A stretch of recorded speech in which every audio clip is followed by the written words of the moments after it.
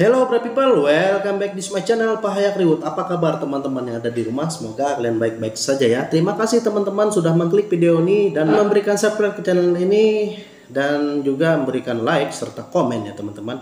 Oke Brave People, di malam Jumat ini saya akan menceritakan sebuah kejadian ya yang dialami dari teman saya juga. Ini dia mengirimnya lewat WA. Jadi kejadiannya ini pada tahun 2002. Jadi dia ini kan seorang guru. Nah, jadi ada gangguan mistis pada saat dia pindah kerja itu. Jadi namanya ini adalah Johnny. Johnny ini dia seorang guru dan dia juga pada waktu itu baru sekitar 4 tahunan menjadi PNS ya. Dan dia ditempatkan di sebuah desa yang tidak jauh dari provinsi di Kalimantan ya teman-teman, saya tidak mau menyebutkannya. Jadi dia pindah ke situ baru pertama nih. Sehingga cerita pindahlah dia ke situ. Nah, dia ini tinggal di perumahan dinas ya. Jadi perumahan dinas guru SD yang ada di Kalimantan itu. Perumahan dinas itu berjejer ada 2 ya. Kebetulan rumah dinas yang sebelah itu ditempati oleh guru juga ya teman-teman di sekolahnya. Nah, lanjut cerita, singkat cerita teman-teman, setelah beberapa hari dia melanjutkan aktivitasnya sebagai guru. Masuk pertama dia sangat senang sekali dan tidak ada apa-apa yang ganjil ya teman-teman, yang aneh-aneh ya pada saat itu ya. Ini kan tidak ada apa-apa nih, kosong nih rumah itu. Jadi dia beli parabola ya kan, beli kulkas dan beli TV televisi yang baru ya teman-teman. Setelah beberapa saat, sekitar 1 minggu setelah itu, dia nih dapat pengalaman yang aneh katanya. Nah, pada malam hari dia terbangun nih. Dia terbangun kaget karena ada suara yang seperti mengaum seperti apa gitu ya, di luar, di belakang rumahnya. Jadi dia bukalah pintu.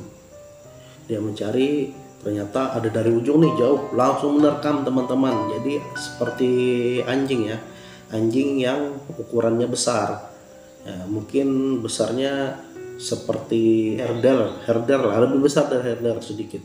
Jadi menerkam dia nih. Ternyata dia terbangun teman-teman, dan itu memang mimpi katanya. Nah, jadi dari mimpi pertama itu dia ini sangat takutan dan dia mengeluarkan keringat yang banyak pada saat itu. Dan pada saat dia terbangun ya teman-teman. Lanjut kembali, dia di keesokannya hari dia melanjutkan aktivitas-aktivitasnya, aktivitas belajarnya, mengajarnya di situ. Nah, pada waktu malam kedua ini dia diganggu lagi nih teman-teman. Pada malam itu dia terbangun sekitar jam 2 pagi. Jadi di depan pintu rumahnya itu seperti ada gesek bentar tajam di pintunya itu, strek seperti itu ya teman-teman. Nah, bangunlah dia memberanikan diri nih, bangun, membuka melihat dari jendela, dan dia buka pintu. Ternyata tidak ada apa-apa, tidak tahu siapa tadi. Dari keesokan harinya dia ini terbangun kan. Di keesokan harinya pas pagi-pagi santai dia bangun, dia melihat ternyata di depan rumahnya ada bekas 3 cakaran teman-teman. Dia bingung nih, ada apa ini katanya. Dia sudah tidak enak nih perasaannya. 2 malam berturut-turut diganggu seperti itu. Kenapa?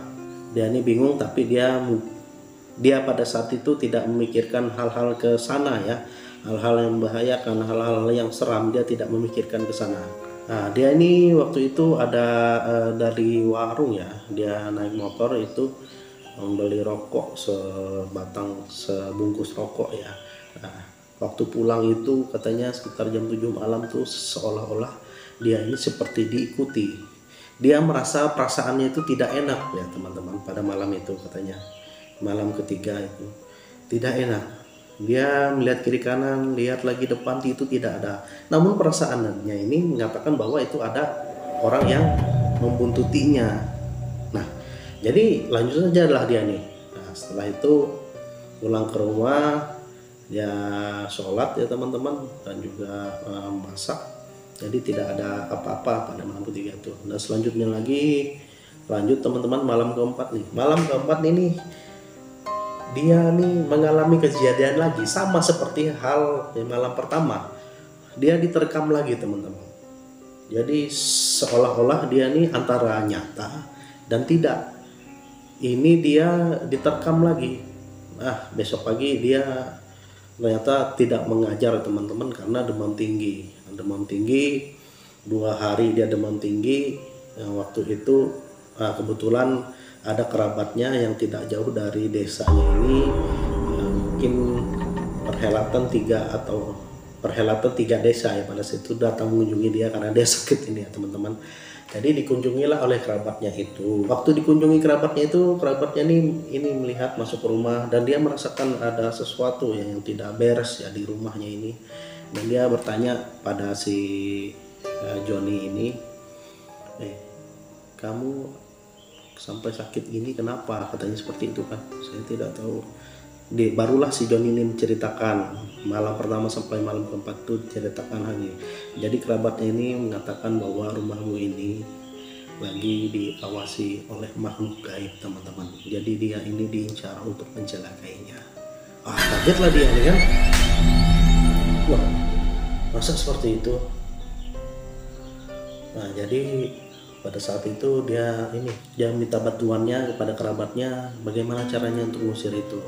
Nah, pada akhirnya si Joni setuju ya untuk mengusir hal-hal seperti itu. Dan kebetulan juga kerabatnya ini orang yang yang punya ilmu juga yang banyak ya, memang di daerah Kalimantan yang punya seperti itu. Nah, jadi dibersihkanlah rumahnya nih. Dia ada kan upacara ritual untuk pembersihan rumah ini, pembersihan si Joni ini juga, manusianya ini juga ya. Nah, setelah itu lanjutlah ini.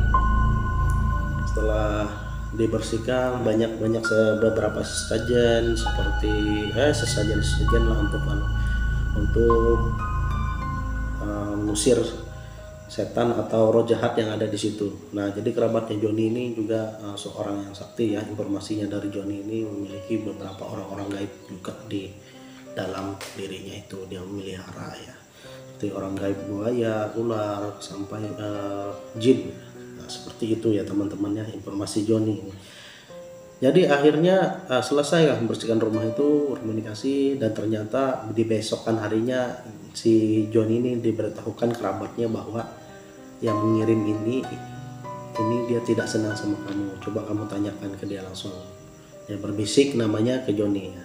Nah, setelah itu beberapa hari kondisi aman ya, tidak ada gangguan setelah pembersihan itu. Dan pada akhirnya sempat juga kerabatnya ini menanyakan kepada Joni, apakah ini akan kamu balas saja biar saya lakukan, katanya seperti itu, kita balas balik. Namun si Joni ini tidak mau ya, karena dia orangnya memang baik ya, tidak mau hal-hal yang mencelakai orang tersebut ya, tidak mau.